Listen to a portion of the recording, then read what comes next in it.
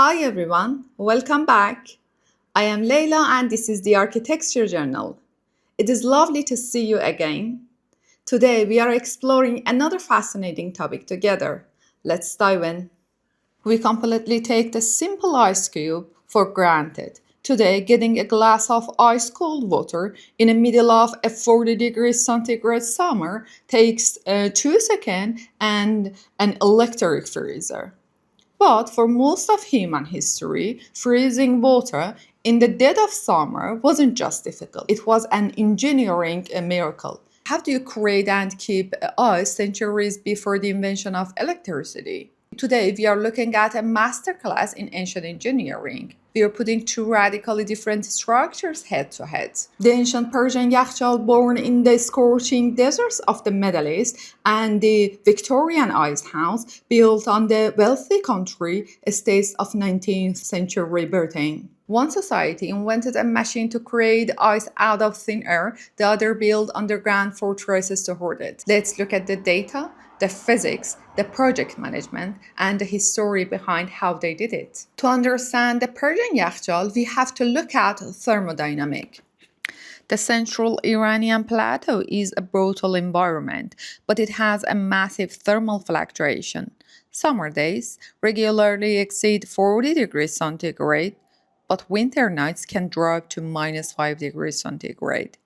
The Persians harnessed a physics concept called radiant cooling. In a dry desert, the atmospheric humidity is incredibly low. Moisture usually acts like a thermal blanket. Without that blanket, objects on the ground radiate their heat directly into an upper atmosphere and outer space. According to modern thermodynamic studies, a clear night sky in a dry climate can draw heat away from the ground at a rate of about 50 to 75 watts per square meter. Because of this direct vacuum to space, water resting on the ground can freeze solid overnight, even if the ambient air temperature is 5 degrees centigrade above freezing. The Yakhchal was designed to weaponize this exact metric. Let's look at a specific case study, the famous Yakhchal of Maybod, located in Yazd province. How do you build a building to catch this freeze? The architects started outside by building the Sayandas or the Shadowcaster wall. At Maybod, this wall is massive, nearly 8 meters tall and over 40 meters long, built perfectly along an east-west axis. It had one job: physically block the winter sun from touching the shallow water channels dug on its northern side. When night fell, fresh water was poured into the channels, exposed to the scar. Radiant cooling extracted those 75 watts of heat per square meter. By dawn, the channels were solid ice. Workers then chopped this ice up and moved it into the main pit. And this pit was enormous. The Maybod Yakhchal could hold an estimated 5,000 cubic meters of ice. That is the equivalent of 2 Olympic-sized swimming pools of frozen water, created entirely passively. Took you 5,000 cubic meters of ice from melting during the summer. You need extreme insulation. The Persians invented a mortar called sarout, a mixture of sand, clay, lime, ash, goat hair, and egg whites. This is pure chemistry. The egg whites provided protein that acted as a biological binder, while the goat hair provided tensile strength, acting exactly like steel rebar in modern concrete.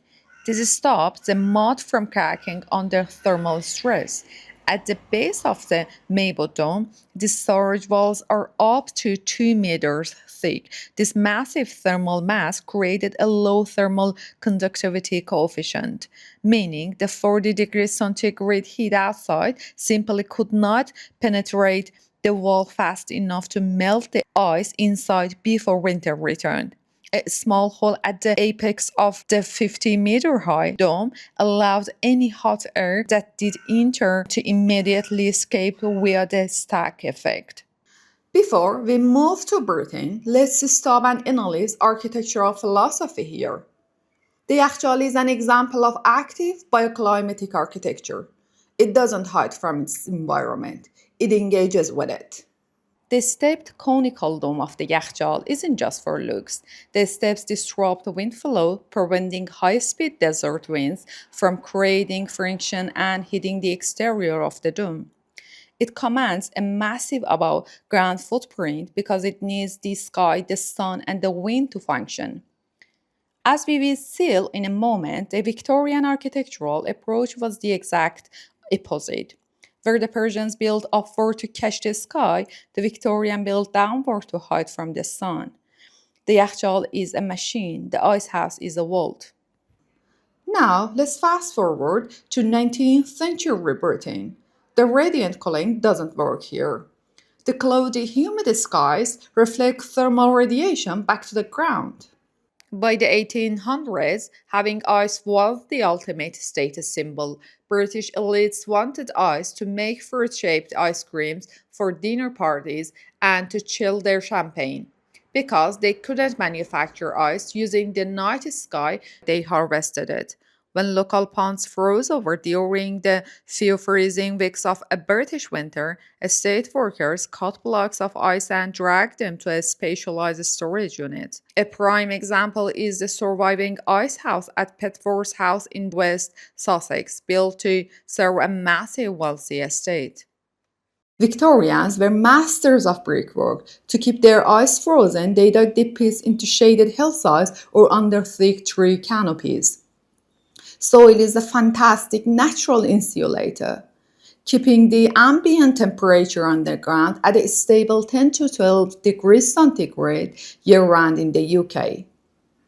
Inside the hill, they built an egg-shaped well using fired clay bricks, but they didn't just build one wall. They used a cavity wall, two layers of bricks separated by a gap of empty air.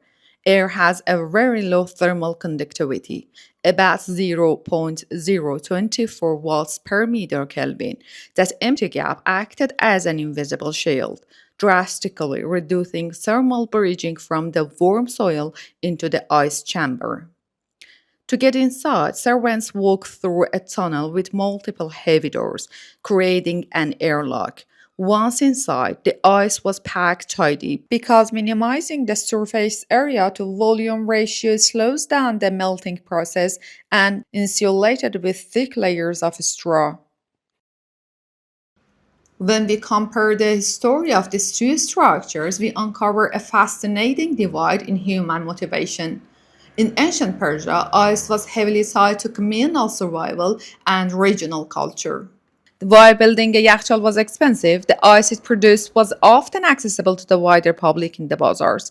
It allowed for the preservation of meats and medicines in a punishing climate. It even led to the invention of faluda, one of the world's oldest frozen desserts made from thin noodles and rose water and ice shared among the people. The Victorian ice house was strictly elitist. It was locked away on private estates guarded by groundskeepers. It was not built to save food from spoiling in a deadly summer. It was built so you could serve cold drink in July. The actual was a regional necessity. The Victorian ice house was a flex of extreme wealth.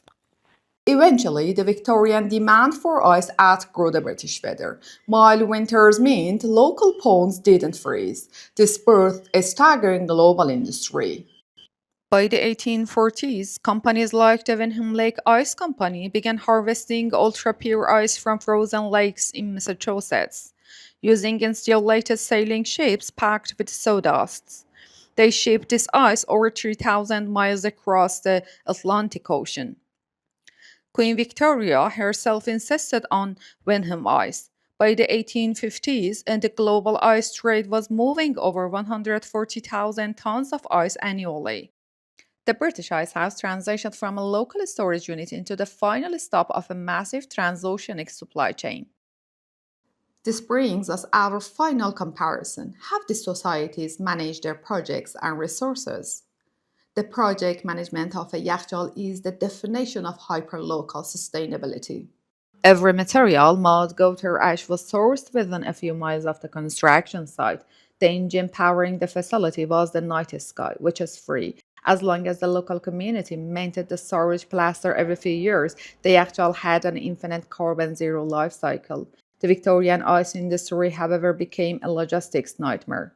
From a project management perspective, it relied on a highly vulnerable carbon heavy global supply chain.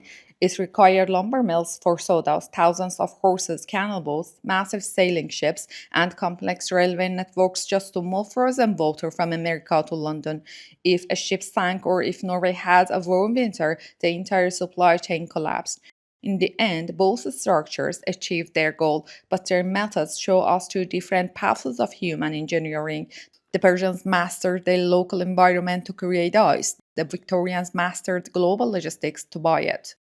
I hope you enjoyed today's video. If you did, please make sure to like, subscribe, and share the video with your friends for more detailed analysis of the history of architecture. Take care. See you next time.